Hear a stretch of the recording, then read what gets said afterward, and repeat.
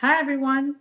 Welcome to Sugar and Spice and everything in between. I'm Nilsa, your host, and this is my first time doing video on this podcast.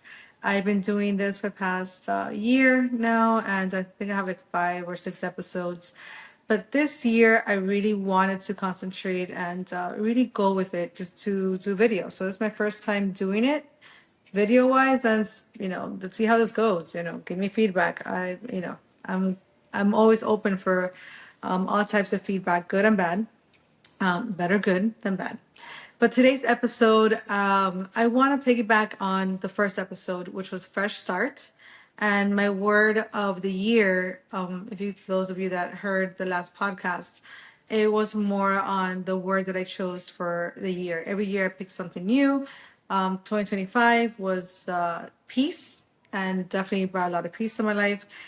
This year I chose the word rekindle, and exactly it's kind of weird, kind of a weird sense that I chose that word, because the minute I said that out loud back in December that was going to be my word for the year, and kind of went with that, I've had people from the past, like that I haven't spoken to for many years, reach out to me and just kind of say, "Hey, how are you? How's it going?" And it's like, and just random people from high school and from old jobs is kind of interesting how you say something and the universe will kind of bring that forth. So this time in this episode, I am going to speak on, and the title is Valentine's Day: thriving, not surviving. And what does that look like for most of us, right? And I say most of us, over 40, over 30, or just recently divorced, single mothers. It's a lot of variations to Valentine's. A lot of emotions come out of this in Valentine's. It is the day of love, and people make it seem like you have to have someone next to you, or we've been told that it's kind of you have to have a date and go on dinner and so forth and just make it romantic. For me, it's more of flipping that mentality and just what I am worthy of love, and I'm worthy of the love that I give to myself, the love I give to others, not a significant partner, but to my friends, to my kids, my family, my loved ones. So, randomly I'll send flowers to a friend of mine that I know is going through something on this day. Someone that has lost someone dear to them, recently I'll send a quick text or a message saying I love them and I'm thinking of them. So this is something I think the Day of Love is exactly that. Take it as really respecting the word of value of loving and giving love and able to receive love. So self love is definitely to me very important. Mental health is a huge thing. So definitely, if you feel that this day or this era really makes you think something of being unhappy or depressed, definitely seek help. That really does. It really is a huge difference for a lot of people when they do seek that mental health counselor or someone that can really help them and reach out to them. Friends are great. And don't get me wrong. I have a lot of good girlfriends that I'll definitely go to and I'll speak to, but definitely a professional will definitely be able to help. When you're really down and about with that. So reframe the day, reframe it to your love to yourself, to someone else. Give and accept, receive, and so forth. If you're single on Valentine's, people will think of you as like, oh, poor you, poor me. I'm by myself. No, I have no one to kind of go out with or to celebrate this day with or whatever have you. But nowadays, the, I think now it's kind of even form of empowerment to it's okay to own it. I don't need to have someone on Valentine's. I have my girlfriends make it a Galentine's. I have a lot of girlfriends that are doing Galentine's this year. I am very fortunate to have a very good group of friends that we'll just get together and just kind of hang out, on Valentine's or even before or after Valentine's. So it's always a good time. But again, some of us don't have that. So again, go back to that reflection of self-love. Do a solo date, spa date. I say go watch a movie by yourself. That could actually happen. I used to do that a lot before my marriage, when I lived in downtown Miami many, many, many, many moons ago, many years ago.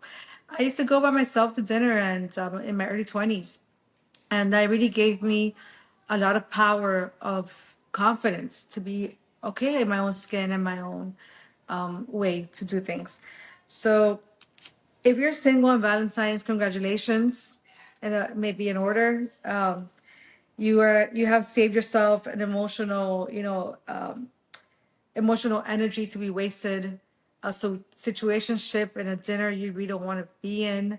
So think of it that way, right? Flip the script and not be so negative about it. Maybe it's a positive thing that you're single on Valentine's.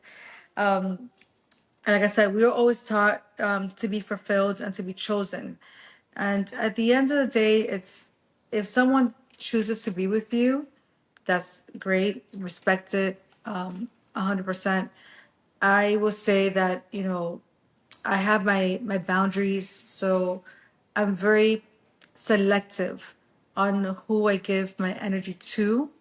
So I just don't like to go on. It's not something I want to be with someone just because I'm bored. I want to go on a date type of thing. If I am going out with someone, it's because I really want to spend that time with that person and respect that time. And I hope they respect mine as well. So there's a saying, and I read it somewhere, that says loneliness in a relationship hurts more than being alone. And that really really resonated with me, and in my past relationship, almost at the end it felt that that was the case. But again, not everybody goes through that. Everybody has a different journey. So remember that if you're in a relationship that you feel that it's definitely not the right fit for your growth or where you want to be at, really reflect, do you have to be here? Do you want to be here? And if you're are not happy, really seek the reason why and try to remedy that. So again, you want to look out when you're trying to go out and date again, and Valentine's Day will get that out of you. Like, are you ready for dating? Are you ready to go out there again? Especially if you came out of a long relationship, a meaningful relationship, a divorce. Are you ready to just go in all into a relationship? Be careful, because you don't want to be stuck on attention versus the intention. So are you dating or someone dating you for the attention instead of versus an intention to date you, to value you? So are they valuing you, or are they looking for a vibe? Are they looking for, kind of just hanging out with you? Some if a guy tells you, I want to see where this goes, I would say, no, no, no, boo. I am not a road trip. We're not gonna see where this goes. I need to know if we could definitely see where this goes. We're not gonna go all in at the beginning, but if finding someone that's emotionally available and ready to date is extremely hard. I don't know if it's only in Miami, but definitely extremely hard. And once you find someone that is emotionally available and wants to be with you and kind of checks all the boxes in a way, you still have to think, is that person right for you in your circumstance? So three things have to fit in: the person, the circumstance, and the timing. So those three things have to align, at least in my perspective, in my humble opinion and my experience. You can meet the right person, but that person is going to be going into school and moving away for many years. So the circumstance is not there, or the timing's not there, but it's the right person. Maybe they'll come back to you in your life later on. And that could be a pattern for most of us, kind of meeting the same person over and over again. The timing is not right, the circumstance is not right, so that is not the right person for you. So again, when it goes into dating, are you ready to date? There's a lot of soul searching that I did for myself after my, not even my divorce, but even after recent relationships that I have. I never jump into another one off the bat. It's not something that I like to do for my own mental health, because it starts messing with me. Obviously, just like what happened. But I was soul searching, and I go back to my place of, you know, just doing my working out, doing yoga or doing running, getting into a 5K, training for something like that, having dinners with good friends, getting my mind off of it, not just going out to just find the next, my next ex-boyfriend, like I say, sometimes playing around, but just really soul searching. Like, take time for yourself, even take a little small road trip, just go, really enjoy yourself, enjoy your company by yourself, and you'll find that little by little you will build someone different that will attract that person that is meant to be with the life you're building and the growth that you're building. I always said you hang out with people that will make you who you are. There's a saying in Spanish, dime con quién tú estás, te digo quién tú eres. Right, I speak Spanish, so it's all who you hang out with. So always gravitate or surround yourself with people that will cheer for you. But not only that, but in silence, build you up. And that's very important to understand. In silence will build you up. Not just be like, okay, yeah, we're gonna do this together, yay. And then when time comes, it's like, oh, I can't, or this and that. But in silence will tell you, you got this. You're gonna run a 5K. I will run with you on Sunday morning, but that's the only time I could give you. That's perfectly fine, because they're helping you build something that you want to get to, a goal. So why did I bring this up on Valentine's? Because again, like I tell you, it is surprising how sometimes you forget the ones that may have just gone through something, or a breakup or a divorce, or they're alone, and reached out to them, because someone may reach out to you and surprise you. Say, wow, this person actually remembered who I was, or what I went through, what I'm going through. And those are the moments that really resonate, for me as a person, that you're humble, that you're kind, that you're available, that you're a friend, that you're a family member, that you're a human. So Valentine's is about love. And love is in a lot of comes in a lot of forms and a lot of ways. Doesn't have You don't have to know someone for such a long time to feel a love or cariño for them. I have a lot of cariño for a lot of people that I just met a couple months ago in my life, and I connected with them. I feel them, and you know, females and males. It's just friendships. It's just like, wow, I see you, and that is something that brings me more joy. It really does. It brings me more joy than going on a date with someone that I'm like, maybe I like them, maybe I don't, whatever. I listen. I'd rather have a good dinner with someone I could laugh with for hours than with a guy that's, let's just say, a super good looking guy that, has all the money in the world, that wants to, talk about themselves for the next 3 hours. And I've been on those dates. Not gonna mention any names, but I've been on those dates where I'm like, oh my God, mátame, get me out of here.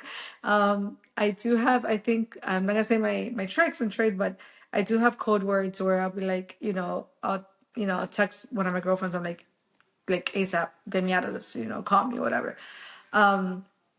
I very rarely have had to do that. I think once or twice. And yeah, it was just, oh my God, what am I doing here? This is not happening. But yes, dating has opened my eyes to a lot of people don't realize how important it is to really love yourself first, understand who you are first, before you go out on a date, before you go out dating, before you give your energy to someone in the right context. And again, a lot of people are out there just to kind of grab your energy and just do your vibe, and that's about it. And it's very sad because I think you need to value yourself a little bit more than that. You know, being single on Valentine isn't a failure. It isn't a failure. It's proof that you're not afraid to wait for the right kind of love that matters and that matches the life that you're becoming or that you have built if you're on that journey. I hope that this has resonated with someone out there. You know, again, these are just for me my thoughts, my words of things that I think about that keep me sane from my daily life of just trying to cipher everything out and being very real, being very raw, and just you know, kind of just saying what comes to my mind at the end of the day. But Valentine's Day, being single, again, it's not a failure. I am thriving still. I am in love with myself. Some days I'm not, some days I am, but ultimately I do appreciate, I know I'm worthy of love. All of us are. And in all phases and places of our lives, as a mother, as a daughter, as a friend, as you know, a coworker, as someone just on the street saying hello, you are worthy, and that person's worthy to show some love and compassion. And I think that is what Valentine's really is all about. And if you have someone very special, near and dear to you, a partner, a spouse, please make sure that you make them feel special on Valentine's, but mostly every day. Tell them I love you, love them, kiss them, hug them, you know, make them feel valued because they choose you every day, either you think it or not. That person chooses you every day. So if it's not a toxic relationship, if it is, you kind of know that. But if it's not a toxic relationship, it's a beautiful relationship. Really cherish that. And, you know, definitely give lots of hugs and kisses and other cute things that you could do that I'm not going to say. But yes, you could go, you know, get wild. We all love that. But until the next time, my beautiful people, please stay safe, stay healthy, stay close together to the people you love, and always have faith in your heart. And that's it. Bye, guys. Let me know what you guys think.